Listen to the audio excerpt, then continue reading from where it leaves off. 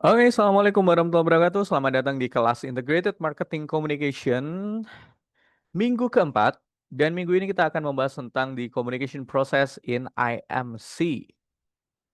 Jadi kalau sebelum-sebelumnya itu kita lebih banyak langsung ke IMC-nya, hari ini kita tarik sedikit ke ranah ilmu komunikasinya. So, hari ini kita bakal mempelajari dua hal ini. Yang pertama adalah aku pengen teman-teman, ya bareng-bareng sih. Aku pengen bareng-bareng kita mengingat lagi tentang proses di ilmu komunikasi. Dalam komunikasi itu ada proses apa aja sih? Nah, itu kita butuh pahami karena di tiap proses komunikasi itu bakal berimpact ke efektivitas IMC. Kemudian yang kedua adalah diharapkan teman-teman nantinya bisa mendesain, mendesain ini nggak harus visual ya, bahkan drafting, copywriting itu juga yang berupa tulisan itu juga mendesain itu. Jadi teman-teman nantinya bisa mendesain pesan IMC yang lebih efektif, yang lebih bisa engage dengan target audience. Oke, without further ado, let's go. Nah, materi pertama, Introduction to the Communication Process. Ini kayak anak komunikasi dikasih introduksi di proses komunikasi. It's okay, tapi aku yakin teman-teman ada yang ingat, ada yang belum, tapi nggak apa-apa. Nah, oh belum dulu nih, sini dulu deh. Menurut teman-teman, proses komunikasi itu apa sih? Proses yang seperti apa sih proses komunikasi itu?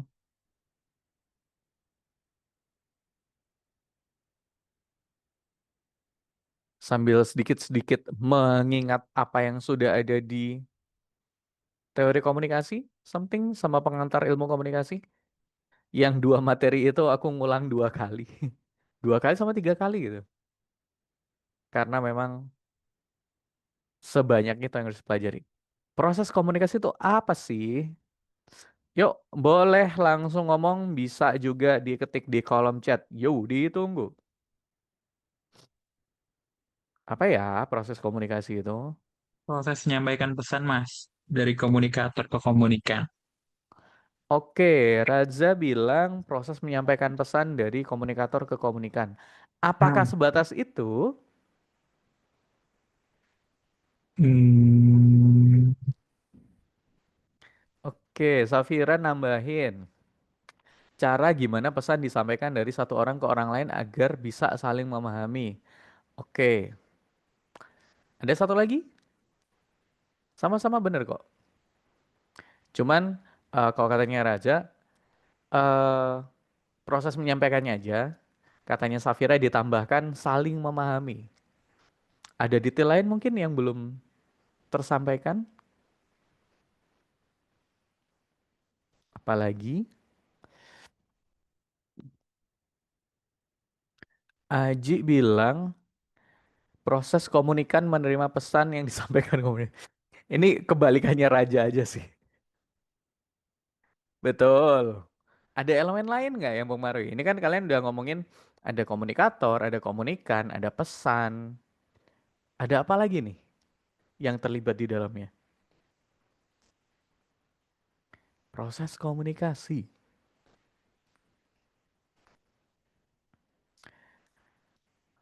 Alpian bilang proses komunikasi cara mempengaruhi orang lain agar mau melakukan apa yang kita inginkan. Oke, detailnya ntar kita bahas ya. Tapi yang disampaikan teman-teman benar semua. Jadi proses komunikasi itu, ini kalau di sini tertulisnya untuk sudut pandang marketing ya, tapi untuk sudut pandang interpersonal, antar personal juga sama. Jadi proses komunikasi itu adalah sebuah paket, kita sebutlah paket, series of steps gitu, di mana informasi ini disampaikan dari sender atau komunikator ke receiver. Oke. Nah, untuk bisa berkomunikasi yang efektif, maka eh, campaign di IMC ini, di Integrated Marketing Communication ini, harus disusun pesannya sedemikian rupa agar si komunikan ini, si receiver ini bisa beresonansi dengan pesannya. Nah, resonansi dalam konteks ini itu bukan sekedar diterima, bukan sekedar didengar, tapi beresonansi di sini konteksnya adalah gimana caranya agar pesan pemasaran ini minimal dipikirkan, kemudian dipertimbangkan, kemudian mereka take a step to pembelian gitu. Syukur-syukur kalau misalnya mereka tidak sampai kepikiran untuk membeli, mereka kepikiran untuk ngobrolin hal ini, produk ini dengan teman-temannya. Minimal di-share, maksimal ngajakin teman-temannya, yuk beli bareng. Itu yang dimaksud di resonansi di sini. Jadi resonansi di sini itu bukan sekedar diterima titik ya wis selesai, enggak. Tapi mendapatkan kesan untuk kemudian what's next? Nyari informasi lebih lanjut, ngobrolin sama temen, nge-forward ke temen, atau bahkan ngajakin bareng-bareng yuk beli gitu. Nah, komponen di proses komunikasi ini apa aja? Masih ingat gak komponennya? Yang terlibat di dalamnya tadi udah dibilang ada komunikator, ada komunikan. Nah, selain komunikator dan komunikan ada apa lagi nih di proses komunikasi? Yuk, yuk, yuk, yuk, yuk.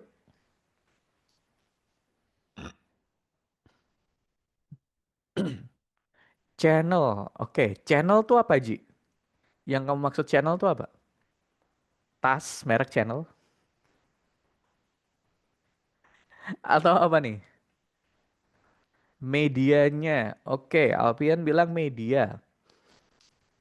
Oke, ada media. Berarti bisa dituliskan yang lengkap nggak? Media yang dipakai untuk menyampaikan pesan. Betul. Ya, bisa dibilang channel seperti itu. Jadi ada apa aja? Komunikator, komunikan, ada channelnya, terus ada apa lagi? Ada apa lagi? Ada pesannya. Betul, ada message-nya. Kemudian ada apa lagi? Ada feedback, bener Naila. Ada lagi? Ada gangguan noise, bener sih. Ada noise, bener. Ada apa lagi? Udah cukup? Atau ada tambahan? Udah ada 6 nih elemennya yang kalian sebutin. Ada lagi? Cukup? Ada komunikannya. Ya, tadi udah disebut ada komunikator, komunikan, terus channel, message, noise, feedback, efek. Efek itu adalah feedback. Oke, Safira bilang ada decoding encoding. Nah, Pir, decoding encoding tuh apa? Seru nih. Ada yang nyebut decoding encoding. Bisa dibantu nggak, Bir? Decoding encoding tuh apa ya? Jadi di buku ini kita pakainya dari model komunikasinya Shannon Weaver 1949. Di situ disebutkan ada decoding encoding. Decoding encoding ini apa? Makhluk apa ya? Ada yang bisa ngasih? Info? Bahasa ini aja, bahasa gampangnya aja. Decoding encoding. Encoding adalah, waduh, panjang sekali. Decoding itu proses ketika pengirim mengubah pikiran menjadi bentuk pesan yang dimengerti orang lain. Encoding itu proses menerima berusaha. Kebalik, saudara. Kebalik, ya. Jadi encoding itu proses yang dilakukan oleh si sender, decoding itu proses yang dilakukan oleh receiver. Oke, cerpennya itu kayak gini. Jadi sender ini adalah komunikator ya. Saat komunikator itu, let's say kalian deh, kalian mau PDKT, kalian mau PDKT ke pasangan gitu.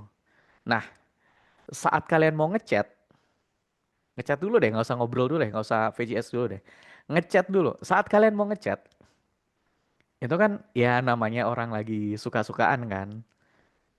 Itu pasti di kepala kalian itu sebagai komunikator, pasti ada overthinking, pasti memikirkan, ah kata-kata yang cocok apa ya? Kira-kira aku pakai bahasa apa ya biar dia nggak jijik saat aku chat.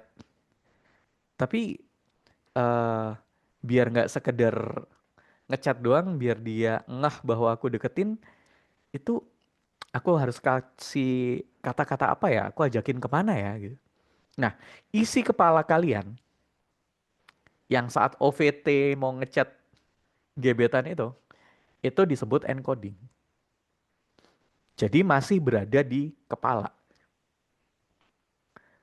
Atau bisa juga itu masih di kepala kalian, terus sudah kalian ketik, tapi belum di-enter.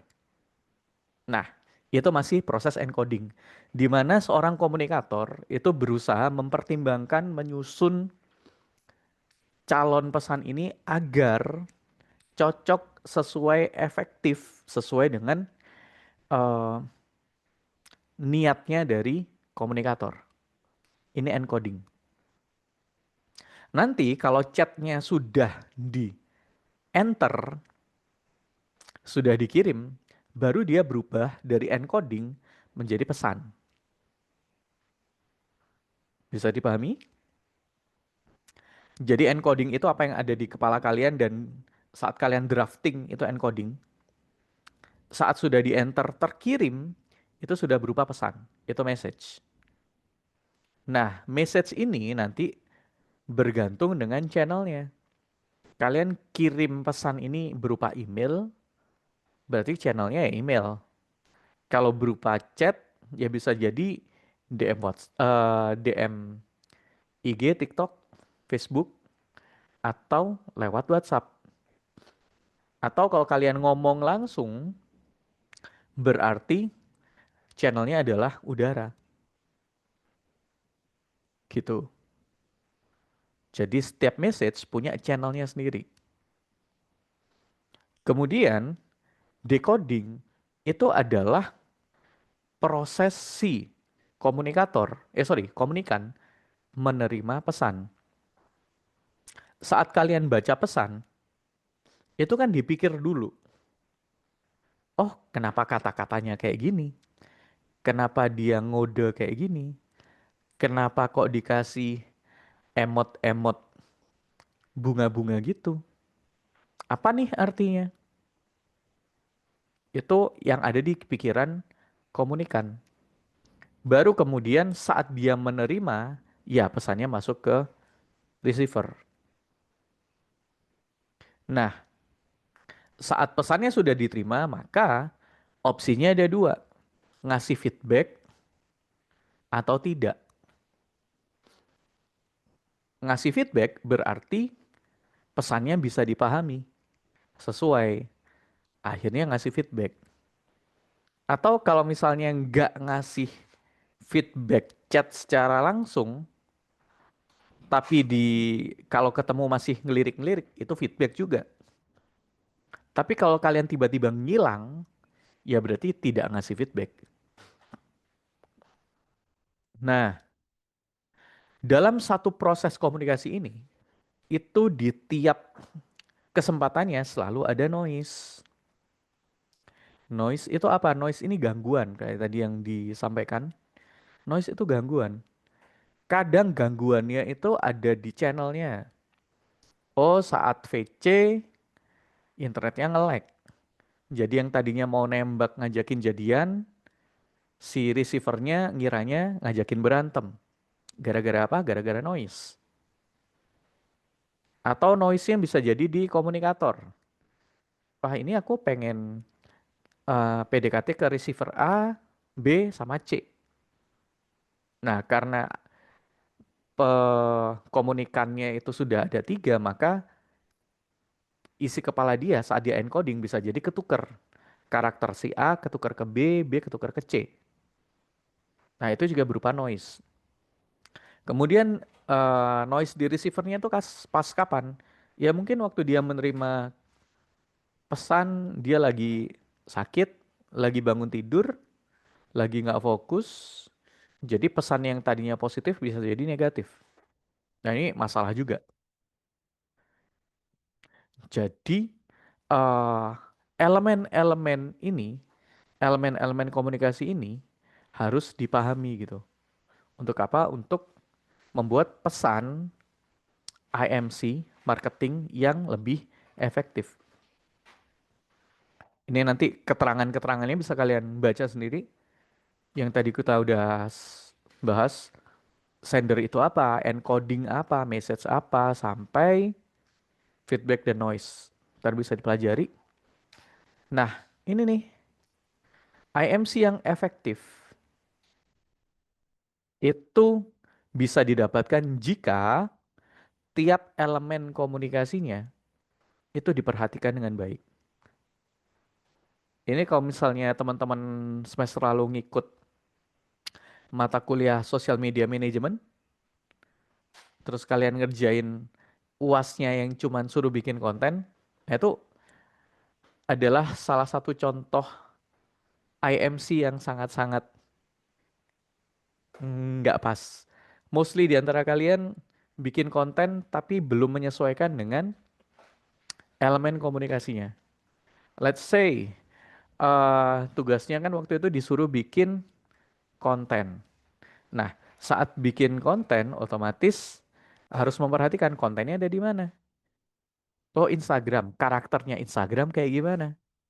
Harusnya mempertimbangkan hal-hal kayak gitu untuk bikin konten. Tetapi tidak semua di antara kalian melakukan itu. Dampaknya di mana? Habis ini kita bahas. Nah, secara umum di IMC itu kita ada beberapa tipe komunikasi. Ada yang namanya one way communication, ada yang two way communication. Ada yang bisa ngasih penjelasan singkat gak? Bahasa manusianya one way communication itu apa? Bahasa manusianya two way communication itu apa? Ada yang bisa ngasih contoh? Atau ada yang bisa ngasih pemahaman one way itu kayak gimana sih? Two way itu kayak gimana sih? Bisa ngomong langsung, bisa ngetik di kolom chat. Yo, silakan, silakan, silakan. Kalau one way communication kayak nggak ada Mm-mm, feedback dari kok yang disampaikan si dia yang mm-mm, disampaikan sama sender nggak sih Mas? Kalau misalnya two way mm-mm. communication itu ada feedback atau umpan balik yang dari sender ke eh, komunikasi awalnya gitu. Betul. Thank you, Del. Nah, contohnya one way communication apa? Satu aja. Satu aja, one way communication. TV, radio, brosur. Benar. Kalau two way communication.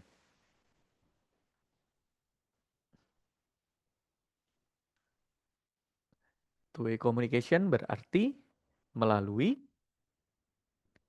tak dumdes. Diskusi tanya jawab. Postingan di sosmed, betul. Kan konteksnya kita di ini ya, di IMC. Jadi jawabannya Karina tidak salah. Pertanyaanku kurang tepat.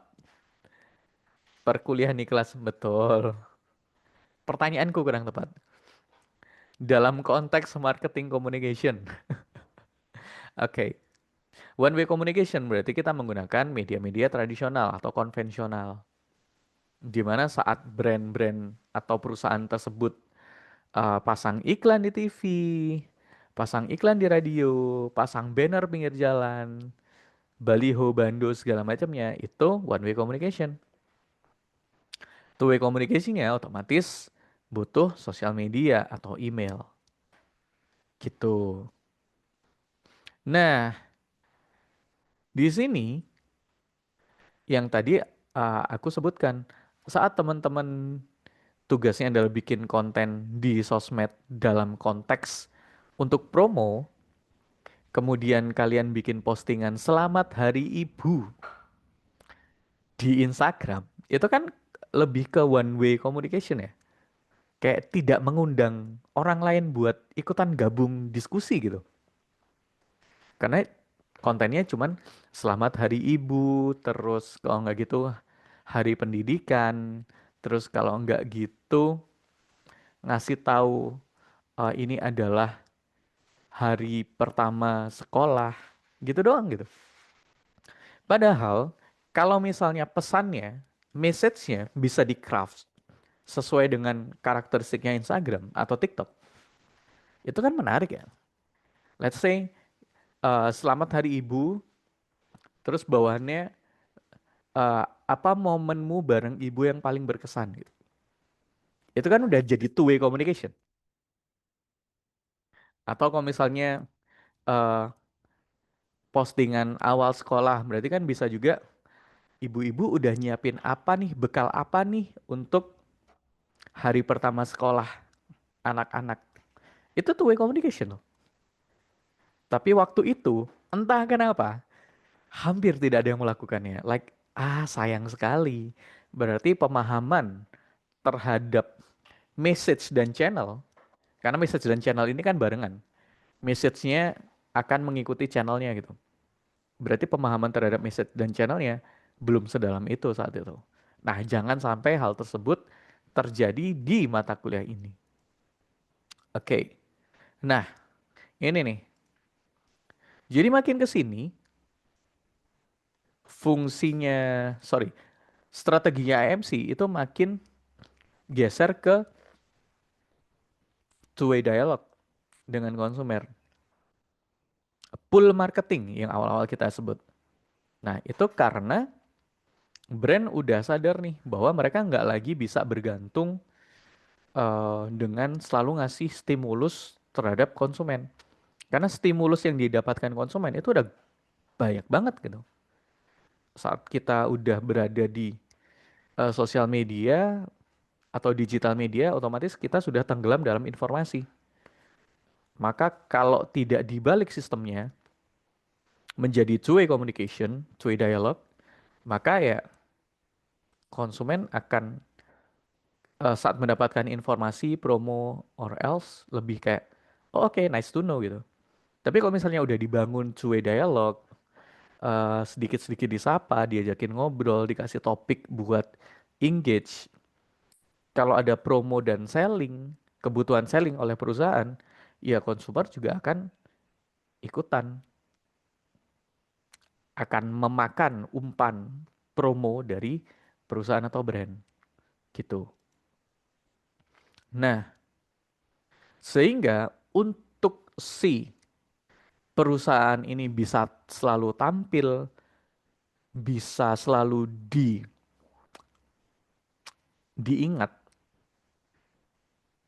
bahwa mereka adalah brand X, perusahaan Y, produk C, maka perlu ini pesan yang clarity itu adalah pesan yang mudah dicerna, clear, dan konsisten. Intinya AMC kan di situ. Pesannya harus clarity dan konsisten. Gimana caranya bisa kita sebagai orang strategis bisa bikin pesan yang clarity-nya tinggi? Ya kita harus banyak baca. Nah, kalau kita nggak mau banyak baca, minimal kita harus dengerin podcast yang tata bahasanya bagus. Ini juga jadi salah satu masalah teman-teman di e-com. Saat kalian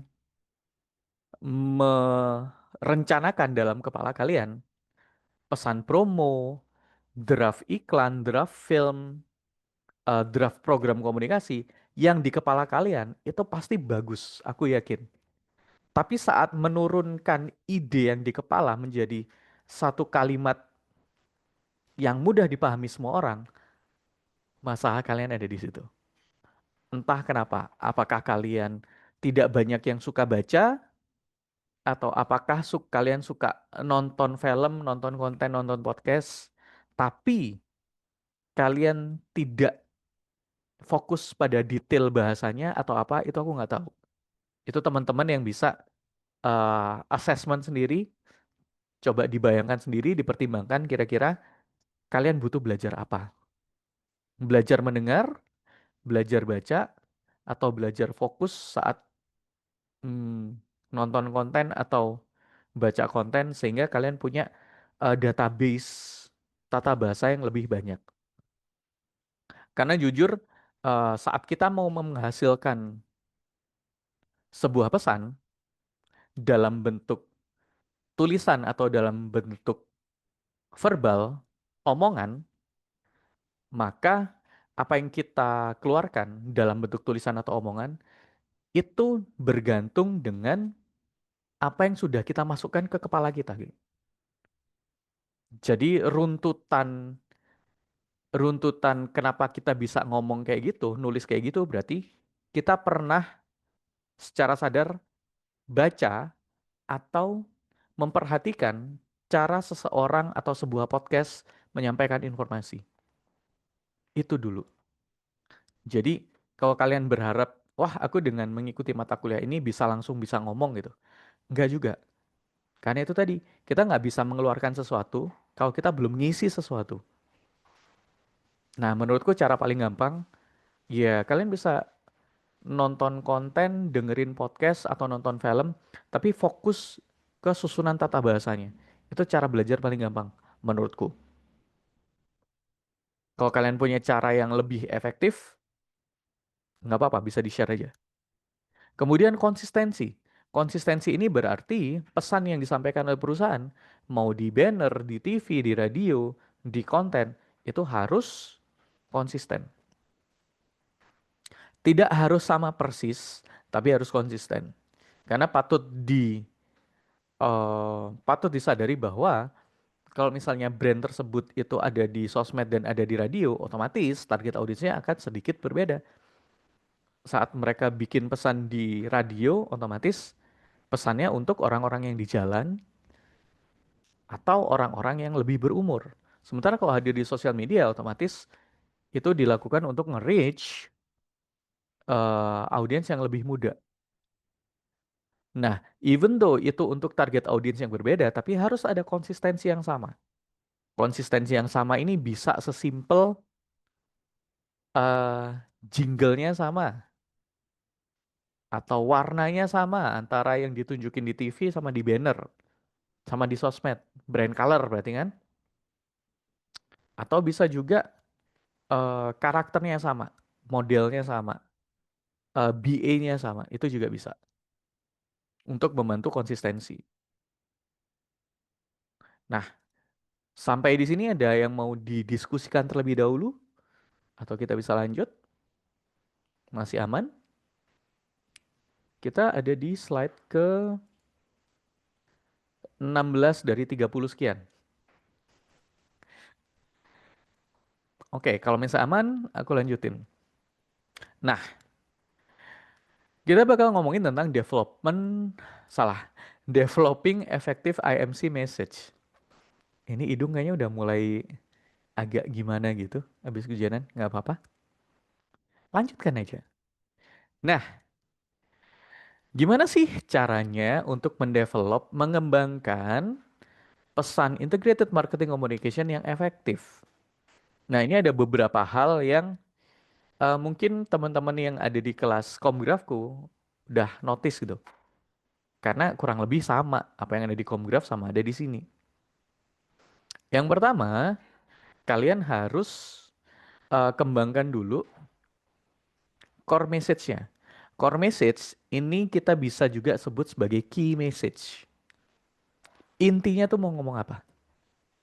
Nah, key message atau core message ini to the extent dia bisa jadi tagline kayak yang di contoh ini. Just Do It-nya dari Nike. Tapi apakah semua core message dan key message adalah tagline? Tidak. Tidak harus dan tidak selalu. Tagline ini adalah satu strategi tersendiri. Key message-nya nggak harus seperti itu. Nah, kayak misalnya kita ambil ke tagline-nya Coca-Cola. Kalau tagline-nya Coca-Cola kan always Coca-Cola gitu kan. Tapi key message-nya, core message-nya apakah itu? Tidak. Key message dan core message-nya dari Coca-Cola adalah berbagi kebahagiaan. That's why kalau kalian cek iklan-iklannya dari Coca-Cola itu ada yang satu botol buat barengan, ada yang botol ada namanya orang, ada juga iklan di mana ada dua orang lagi berantem, terus muncul orang ketiga nuangin Coca-Cola ke dua gelas untuk mereka berdua, terus mereka berdua berhenti berantem. Key message-nya adalah berbagi kebahagiaan.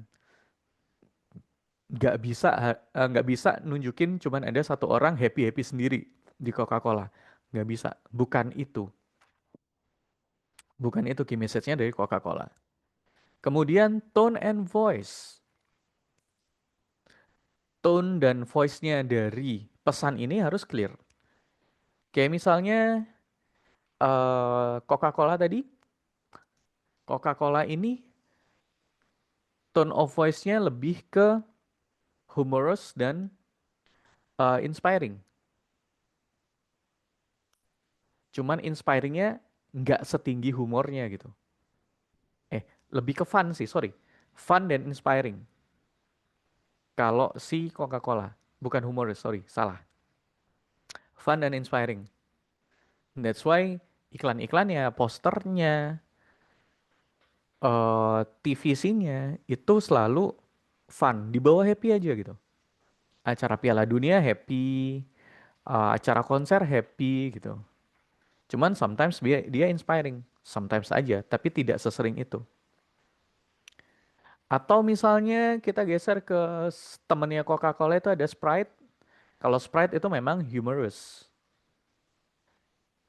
That's why dia pernah bikin iklan yang sama Cak Lontong. Itu Cak Lontongnya lagi monolog, diselipin iklannya Coca-Cola. Itu ada. Ada juga iklan-iklannya Sprite ini yang mereka lagi seneng-senengan, lagi happy-happy bareng, tapi dari happy-happynya diselipin humor. Tuh, ada. Terus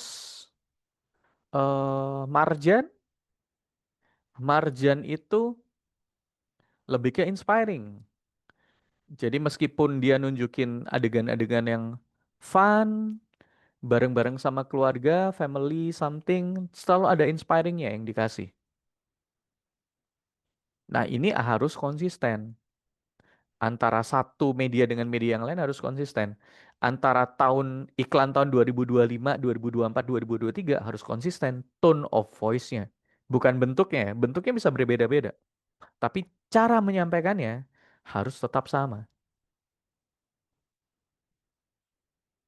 Nah, kemudian kreatifnya ada visual, slogan tagline, call to action. Visual ini akan membantu konsistensi. Minimal brand image, minimal logo. Nah, slogan atau tagline ini juga membantu untuk teksnya, atau kalau misalnya di adlibs ini berarti adalah informasi promosi yang disebutkan oleh entah itu penyiar, entah itu eh, iklan audio agar mudah bikin konsistensinya. Karena kan kalau di iklan radio misal atau kita lagi ngesponsorin acara dan informasinya hanya dari si MC, maka nggak bisa kan kita nunjukin warna, nunjukin logo, tidak bisa secara langsung nih. Memang sih di media-media sekitar situ pasti ada logo dari perusahaan kita, tetapi kan logo tersebut akan muncul barengan sama logo-logo lain. That's why keberadaan slogan atau tagline, slogan atau tagline itu akan membantu. Oh, just do it Nike nih berarti. Oh, think different. Oh, Apple nih berarti. Gitu. Kemudian ada call to action. Call to action ini harus ada di tiap eh apa istilahnya? Pesan IMC. Si audiens ini disuruh follow, disuruh daftar, disuruh belanja mumpung lagi diskon atau disuruh apa nih? Ini harus clear di tiap pesan IMC. Terus kemudian ada message framingnya. Message framing ini kasarannya adalah eh kalian ngasih apa ya? Ngasih penegasan bukan. Kalian ngasih narasi ke audiens bahwa kalau kalian beli sekarang keuntungannya ini, terus kalau kalian nggak beli sekarang maka kalian akan rugi di sini sini sini gitu. Jadi kayak bikin orang FOMO lah ya message framing ini gitu. Kemudian, nah persuasinya, cara mempersuasi di IMC. Cara mempersuasi, persuasi ini adalah pesan yang, sorry, colokin baterai dulu.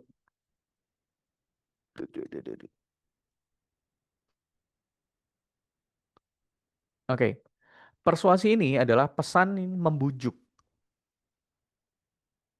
Ya, persuasi ini adalah pesan yang membujuk.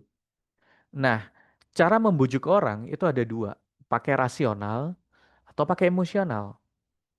Nah, kapan kita pakai rasional, kapan kita pakai emosional, tergantung target audiensnya.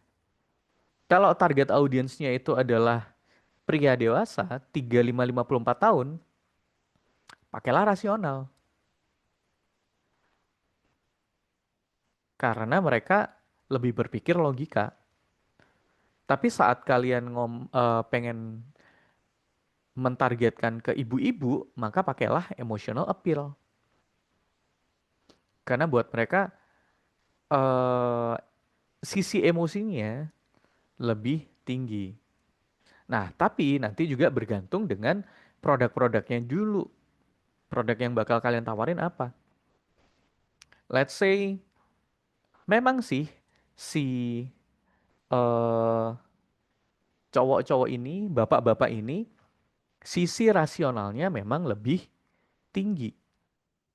Tetapi saat kalian mau jualan gitar, uh, saat kalian mau jualan gitar, atau kalian mau jualan Gundam, atau jualan Tamiya, ya emotional appeal-nya bakal tinggi. Hal-hal yang berhubungan dengan hobi cowok. Wah, itu dekatin aja pakai emotional appeal. Kena tuh. Jualan Digimon, jualan Pokemon. Wah, bapak-bapak usia berapapun kalau udah kena emotional appeal di barang-barang yang dulu mereka pengen banget dan nggak bisa beli, itu kena. Nah, untuk ibu-ibu, apakah semua ibu-ibu beli berdasarkan emotional appeal? Nggak juga. Kalau misalnya yang kalian jual adalah barang kebutuhan sehari-hari, let's say lotion, kemudian skincare segala macamnya. Kalau ibu-ibunya itu berasal dari kelas ekonomi yang cenderung menengah bawah, iya rasional juga mereka gitu. Oh lagi diskon, beli satu gratis satu. Oh ya jelas sih kan bayar satu dapat satu ya. Beli dua gratis satu, dapat tuh langsung diborong gitu semua. Jadi perhatikan dulu produk yang mau dijual apa, yang mau ditawarkan apa. Target audiensnya ini berasal dari kelas ekonomi yang mana dan usianya berapa. Semua bisa dimainkan di sini. Nah, kalau misalnya kita ngambil contoh ke Semester lalu yang ada dapat kena klien PAUD. Nah, PAUD itu bisa masuk emosional sebenarnya. Konten-kontennya emosional aja. Bisa banget kena tuh. Tapi sayangnya kemarin belum sampai sana. Oke, dari sini ada yang mau ditanyakan dulu. Aman?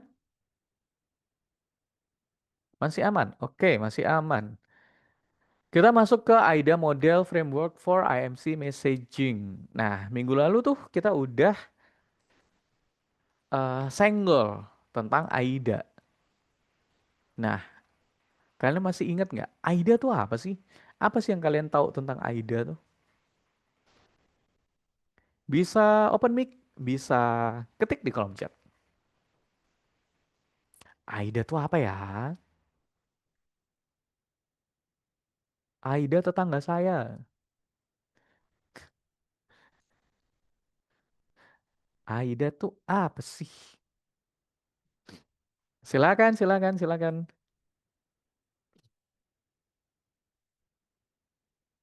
Hujannya di luar udah selesai, di hidungku baru mendung kayak. Kerucut. Ji, usaha nggak gitu juga, Ji. AIDA itu apa? Ayo.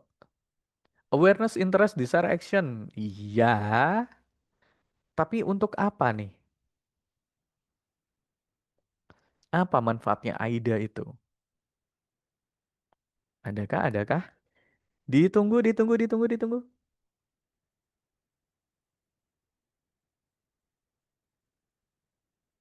AIDA adalah. Ayo, ayo. Apa yang kalian tahu tentang AIDA deh? Selain kerucut terbalik dan selain dimension satu-satu. Mari, mari, mari, mari, mari. Ditunggu, ditunggu, ditunggu. Atau minimal teman-teman PR deh. Masa nggak tahu? Ini makanan kalian sehari-hari nih. Udah pakai AIDA tapi nggak tahu maksudnya. Beh, itu kayak dapat pacar tapi LDR online nggak tahu aslinya kayak gimana. Jangan-jangan sayur-sayur. Nggak. Ayo, ayo, ayo, ayo, ayo. Model pemasaran yang buat orang tertarik beli. Hmm, kurang dikit lagi nih. Satu lagi deh, satu lagi. Satu lagi, satu lagi, satu lagi. Apa ya Aida itu?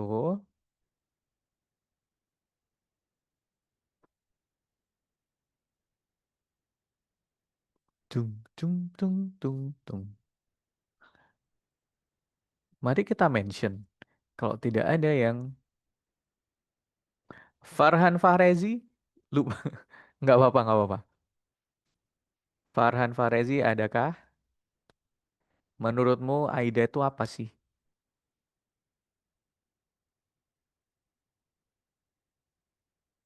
Nggak ada. Farhan tidak ada. Kita geser ke Falah atau Vika. Aida tuh apa ya? Falah atau Vika ada kah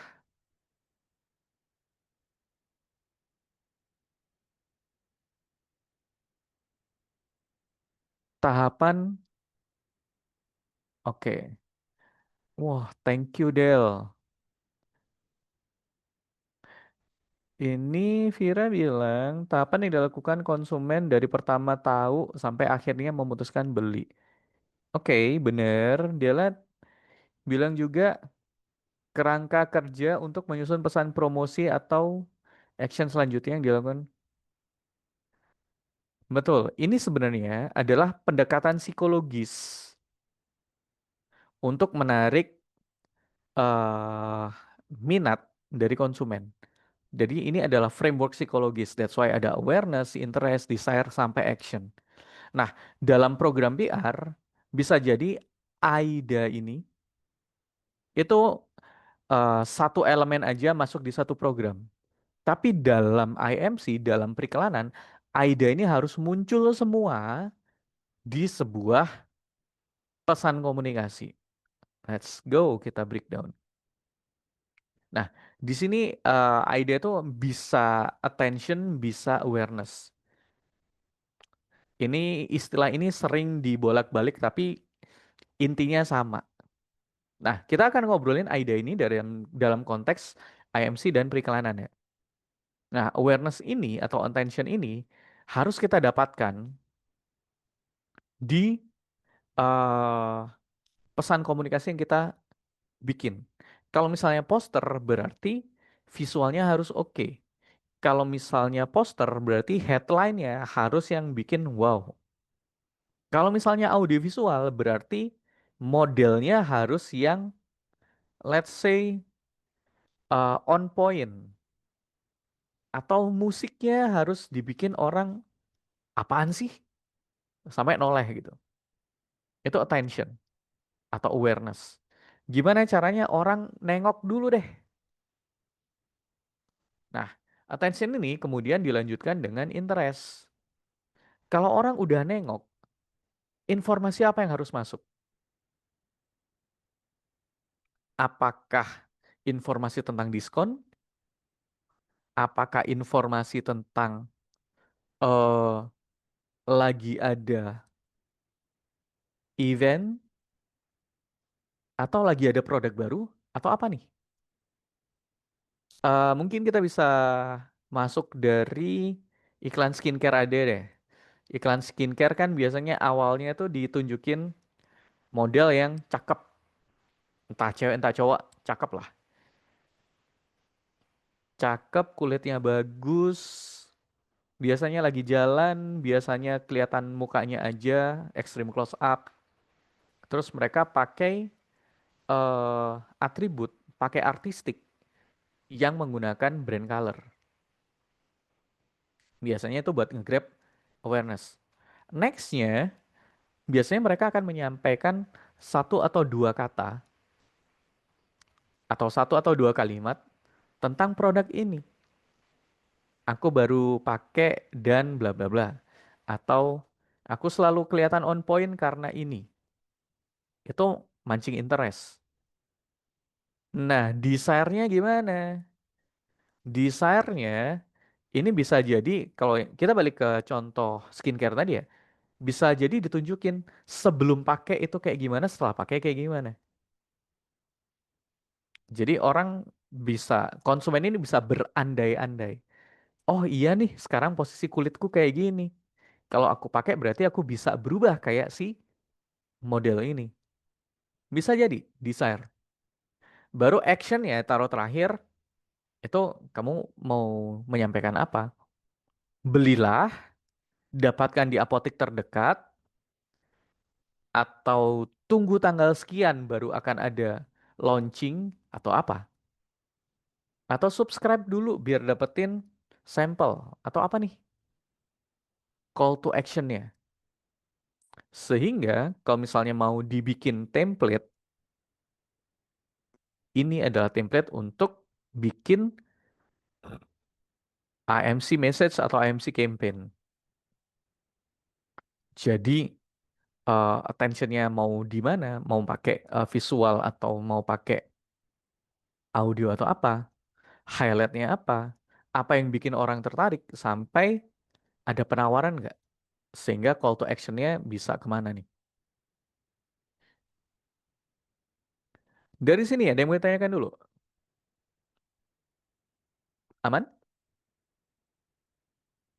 Kalau nanti ada pertanyaan-pertanyaan selama aku menjelaskan bisa taruh di kolom chat aja. Let's go. Nah, ini adalah AMC Tools for Effective Message Delivery. Ini bukan hal baru karena ini sebenarnya elemen-elemen dari IMC itu sendiri. Dia ada advertising, public relation, sales promotion, direct marketing, social media. Nah, even though social media ini ada di dalamnya dari direct marketing, sorry, Digital marketing, belibet kan? Even though si social media marketing ini ada di dalamnya digital marketing, tetapi dalam konteks untuk efektivitas pesan, si sosial media ini eh, berdiri sendiri. Keluar dari, bukan keluar ya, dari digital marketing itu yang di-highlight adalah sosial media. Begitu. Jadi kalau misalnya pengennya adalah engagement, membangun kedekatan, pakailah sosmed. Kalau goals-nya adalah sales, kalian bisa pakai direct marketing, sales promotion. Kalau goals-nya adalah untuk menyelesaikan krisis atau para krisis atau potential krisis, pakailah public relations. Kalau kalian mau ngasih tahu konsumen sampai titik nice to know aja, sampai di titik desire aja, pakailah advertising. Kenapa? Karena di advertising itu, kecuali advertisingnya lewat sosmed ya, akan susah sampai ke action. Tapi kalau misalnya sales promotion dan direct marketing, jelas goals-nya adalah action sampai pembelian. Oke, pelan-pelan boleh tidak? Mau diulang dari yang kapan, Pir? Mohon maaf, mohon maaf. Ini aku kejar-kejaran sama lidahku yang sakit. Oke, advertising. Jadi, kalau di advertising ini, tujuan utamanya hanya ngasih informasi. Apakah bisa advertising sampai ke titik pembelian? Bisa, tapi itu sudah masuk ke penggunaan sosial media. Secara umum, advertising ini efektif sampai di tataran interest aja. Jadi C, apa sih tadi? AI itu bisa di advertising. Bagus banget di advertising. Kemudian public relation digunakan saat ada itu tadi produk baru, ada stakeholder baru, kerjasama baru, BA baru, atau ada krisis, ada para krisis, pakailah PR-nya. Kemudian kalau sales promotion dan direct marketing ini nggak lewat secara umum eh, bisa langsung ke action. Jadi tahapan I dan A-nya, sorry, A dan I-nya, kebalik kan? Tahapan awareness sama interest-nya biasanya langsung di cut, ada, tapi tidak yang terlalu wow. Karena yang diunggulkan langsung ke desire dan pembelian.